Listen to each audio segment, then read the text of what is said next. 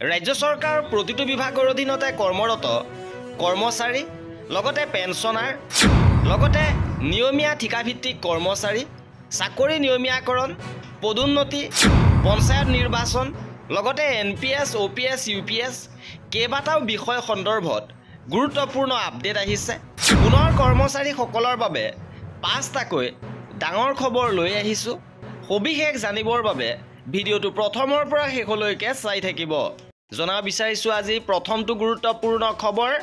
অসম চৰকাৰ ফালৰ পৰা ঘোষণা কৰা হৈছিল যে কৰ্মচাৰীসকলৰ বাবে বিনামূলীয়া স্বাস্থ্য বীমা আঁচনি আৰু ইয়াৰ নটিফিকেশ্যন প্ৰকাশ কৰিছে চৰকাৰৰ ফালৰ পৰা।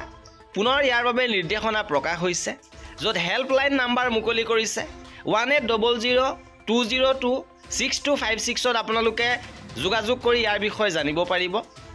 আপোনালোকে এই আঁচনিৰ জৰিয়তে ন্যূনতম 1 কোটি টকাৰ দুৰ্ঘটনাজনিত বীমা, 2 কোটি টকাৰ বিমান দুৰ্ঘটনাৰ বীমা, লগতে স্থায়ী সম্পূৰ্ণ পংগুত্বৰ ক্ষেত্ৰত 1 কোটি টকা, লগতে স্থায়ী আংশিক পংগুত্বৰ ক্ষেত্ৰত 80 লাখ টকা আৰু ম্যাদী জীৱন বীমা হিচাপে 10 লাখ টকা লাভ কৰিব।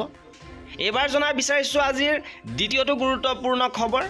এই খবৰটো আহিছে ৰাজ্যৰ ডিৰেক্টৰ অফ এলিমেণ্টাৰী এডুকেশ্যনৰ ফালৰ পৰা আৰু ইয়াত উল্লেখ কৰিছে যিহেতু প্ৰাথমিক বিদ্যালয়সমূহত প্ৰধান শিক্ষক পদ সৃষ্টিৰ বাবে অনুমোদন দিয়া হৈছে, সেয়েহে প্ৰধান শিক্ষক পদ সৃষ্টিৰ বাবে গ্ৰেডেশ্যন লিষ্ট প্ৰস্তুত কৰিবৰ বাবে নিৰ্দেশনা দিয়া হৈছে আৰু জিলাই জিলাই গ্ৰেডেশ্যন লিষ্ট প্ৰস্তুত কৰিবৰ বাবে এই নিৰ্দেশনা আহিছে।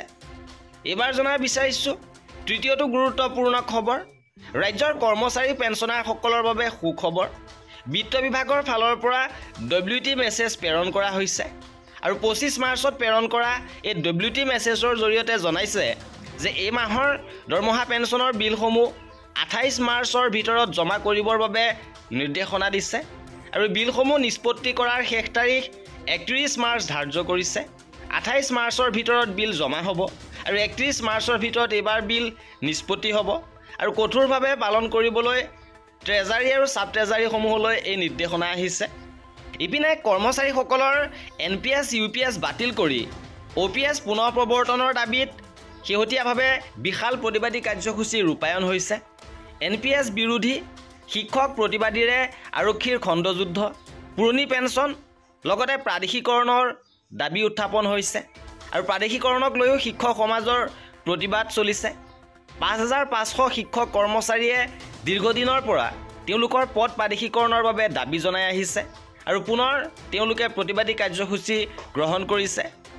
ইপিনে কেতিয়াকৈ অনুষ্ঠিত হ'ব এইবাৰ পঞ্চায়ত নিৰ্বাচন, ইয়াক লৈ বিভিন্ন প্ৰশ্নৰ অৱতাৰণা হৈছে আৰু ইয়াৰ মাজতে মুখ্যমন্ত্ৰীয়ে জনাইছে যে পৰীক্ষাৰ মাজতে ৰাজ্যত অনুষ্ঠিত হ'ব পঞ্চায়ত নিৰ্বাচন আৰু বিভাগীয় মন্ত্ৰী ৰঞ্জিত কুমাৰ দাসেও জনাইছে যে 5 এপ্ৰিলৰ ভিতৰত পঞ্চায়ত নিৰ্বাচনৰ তাৰিখ ঘোষণা হ'ব।